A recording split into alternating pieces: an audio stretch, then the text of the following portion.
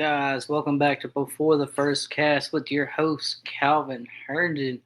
Guys, we have made it to Friday. I have had such a long week. I'm so ready for the weekend. Not much going on this weekend. Just gonna hang out with the family. But guys, let's jump into some things. So let's get a little weather report of what it's going to look like at the lake this weekend. If you're here around Smith Mountain Lake, you're going to have beautiful weather. It's going to be hot, so wear your sunscreen. It's going to be partly cloudy, highs in the 80s all weekend. There are a chance for some scattered thunderstorms, but it's summertime. What else do you expect? Um, but your forecast looks great for fishing. The night bite is still good, and it will be good probably up until the fall time. Guys, let's kind of highlight some local fishing successes this week. They had the LU Bass Shootout, which Corey Mitchell and Colin Cooper won. Congratulations to those guys. That that tournament is doing so well. I commend the boys for putting it on, Colin and Cooper. And if you guys fish these things, you're really fishing them for a great cause to help Liberty's bass team to be able to travel for this upcoming season. Those boys worked their tails off. I have a little special part in my heart for them because I am a Liberty bass fishing team grad as well. Um, but yeah, congratulations to them and everybody who fished that. Now let's transition to some national news. I'm going to start in the MLF, Major League Fishing. Jacob Wheeler is on a tear. I mean, he just won his um, 10th Derby with Major League Fishing at Saginaw Bay, and he just took his fourth AOY title this year as well. So Jacob Wheeler is doing something phenomenal. I mean, let's ask this question: does Jacob Wheeler need to win a Bassmaster Classic to be, I would say, one of the greatest anglers that ever lived? That's just a question from my listeners and viewers. What do you guys think? I mean, he's won just about everywhere he goes. Um, Also, the Toyota Series for next year, their schedule was released this week. Looks like some very, very cool places that I know personally I would love to go. I know Pickwick's one. Potomac River's coming to the north. I think they're doing Champlain as well. I mean, just overall, really good schedule looking for the Toyota Series. Let me know what you guys think about the Toyota Series schedule.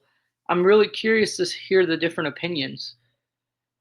Next, we're going to move on over to Bassmaster. Trey McKinney takes his second win at at Lake St. Clair. Um, I kind of watched a little bit of it. Um, I'm not surprised how he won. I kind of figured that's how it was going to go. But man, he's an he's an awesome angler to watch. He gets super excited. It like makes you want to continue to follow his journey. Like he's only I think 20, 21. Correct me if I'm wrong, but he's already winning at the highest level you can win in bass fishing. That's pretty nuts. Um, and then this just recently came out. They had a Bassmaster Open at Leech Lake. Well, unfortunately, the first day was postponed for weather conditions or hazard weather conditions. So, guys, in the opens, you guys got an extra day to prepare and rest up for a long tournament. But that is all the news I have out of all three tournament trails, our local news, and the weather for this week. So, guys, I was sitting around thinking, like, what am I going to talk about? And it just kind of hit me when I was sitting at work one day. We're at the middle of August. We're in the middle of August. And, you know, we're getting those cooler nights. We're getting those fall like days. Fall's coming sooner than we think. So as I was sitting there, doing my work and, minding my own business is what I like to say. I was just overtaken by some some tips and tricks I've learned through fishing. I mean, I've only been alive for 29 years, but throughout my fishing career, I've learned a lot of tips and tricks from different people. But I also wanted to dig deeper about what happens during the early fall, late summer transition because I never really understood it. So, of course, I sat down, did some research, found some interesting things out that I did not know. But let's kind of jump into what I learned. So I learned that the days get shorter as fall starts to near. I know that sounds like a simple aha duh moment, but I was really like wanted to dive deeper on what happens to the fish when this happens. So the fish right now are still in their summer deep holes, but as those days get shorter and those nights get longer, the water temperature is able to cool itself down because we're getting cooler temperatures at night. And what that does is it has the bass move around a lot more. So once we start getting shorter nights or shorter days, longer nights, the water temperature starts to regulate and get cooler. And what those bass do is they move from their deep fishing spots and they go shallow. Um, and I thought that was really interesting because it's still a little early, but and then I thought to myself, why are they going shallow?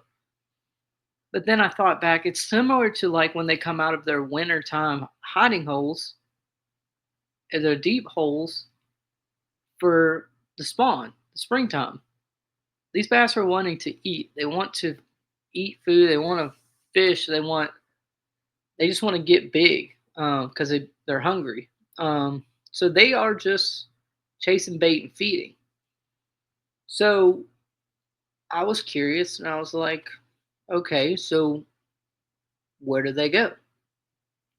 So to have success in the fall time, you want to check your main lake points still because there's still a percentage of fish that are still on your main lake drags, main lake points. Um, but also start checking some feeder creeks that are in your lake. I know Smith Mountain Hike has a lot of feeder creeks into it, and it'd be nearly impossible to check them all in one day. But start checking those creeks because a lot of fish will move off that main channel and they'll work their way back into those creeks. Um, Also, you want to check any hump, stump, rock. You want to overturn everything because you never know where these fish are going to stop in the fall time. And what are these fish doing? Like I said before, these fish are chasing bait. They're hungry. They want to eat. They just want to get up there and just eat. Um, I'll tell you a story about one fall I had. So, and this kind of goes into my baits I would throw. So, we were fishing at Leesville Lake. If anybody is familiar with that around here in Virginia, it's actually a feeder lake from, or that feeds into Smith Mountain Lake. And we were fishing it. I think it was early fall. So, again, and this was for a spot on Liberty's Bass team. Um, I was a really new to competitive fishing. I didn't really know what I was doing.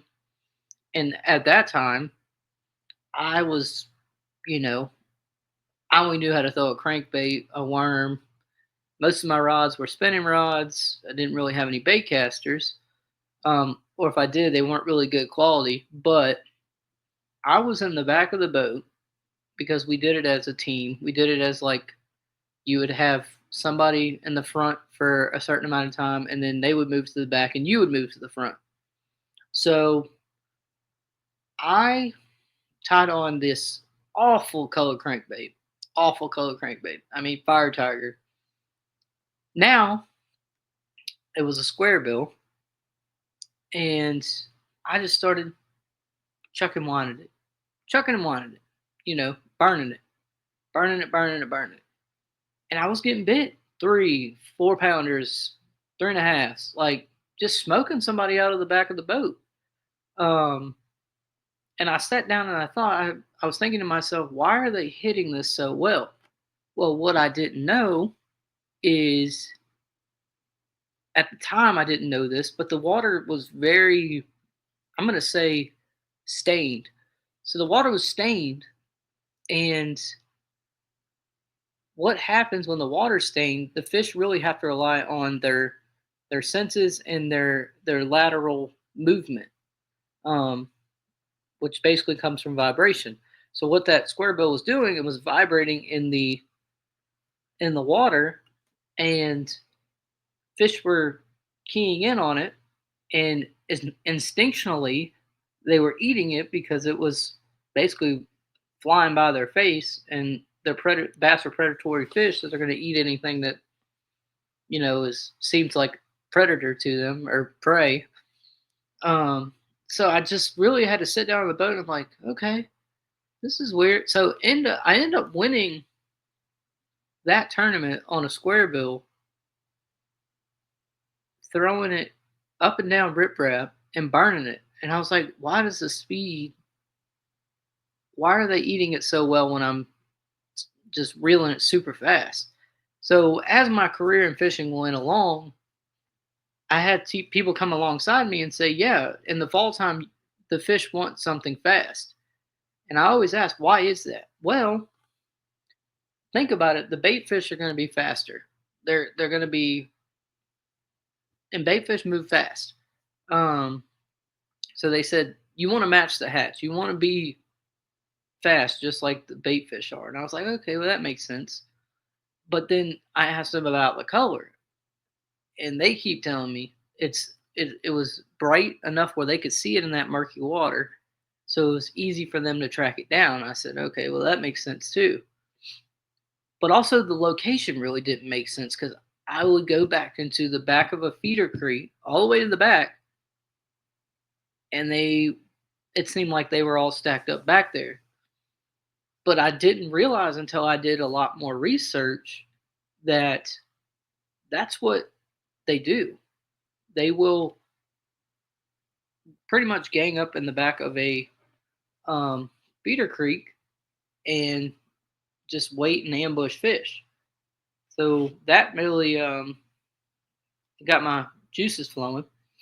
So now that you know where to go and what to look for, let's talk a little bit about what I would be throwing this time of year or in a couple weeks. So your top water is still going to work. That's not going to go away. Your crankbaits, like I said, it's going to work. I also really like to slow drag some sort of worm. People think I'm crazy for throwing a worm. I'd say it gets ate the best. Um, some people will throw a chatterbait. I never really understood the hype of the chatterbait, and that may be because I hit my now wife in the face with it on our first date when I took her out on the boat, and I've just never had the guts to throw it again, or I just really don't have confidence in it, if I'm going to be honest. Um, but yeah, those are some baits I would look into throwing. Um, Also, be mindful of the changes around you. Look at the water temperature. Is it still high like it is during the summertime, or is it knocking down a few degrees? Because that would make a big change. Um, Not to mention, look at how long your days and nights are. Have you switched to shorter days? Um, or look at the water clarity. That will tell you as well. The water clarity will tell you exactly what colors to use, how to use them, and really just what to be doing this time. I can't tell you how much me just looking around in my surroundings has helped me in my fishing career. Um, and guys I fish with will tell you like he's very observant. He knows what he's looking for. But not to toot my own horn, but I've learned from a lot of guys in the past that that I've really looked up to and kind of, I don't want to say put on a pedestal, but I really looked up to fishing wise. They taught me a lot when I really didn't know anything. Um, so I really appreciate those guys that came alongside me and helped me out. But I'm gonna get off my soapbox because this is a show for you guys. I'm really glad we got back to some fishing content. I hope to have a guest next week. I want to try to get a fishing report in on Smith Mountain Lake to see, what's going on. Because I have not been out. I'm gonna be honest with you. I have not been out there in months, so I have no clue. Um, so I want to get out there and or have somebody that's been out there come on here and just kind of express, what's been going on, what they've been catching them on, what do they see for the future. Um, so that's where we're gonna go. Hopefully next week, guys. I want to challenge you. Do something you're uncomfortable with in the fishing realm. If there's a certain bait you don't like to throw, try throwing it. If there's a certain area you don't like to fish, try to go fishing and see what happens. You never know what'll happen. Trust your instincts, and guys, go out there and have a blessed weekend. Catch some good fish. It's going to be beautiful out there. And until next week, you guys have a great weekend.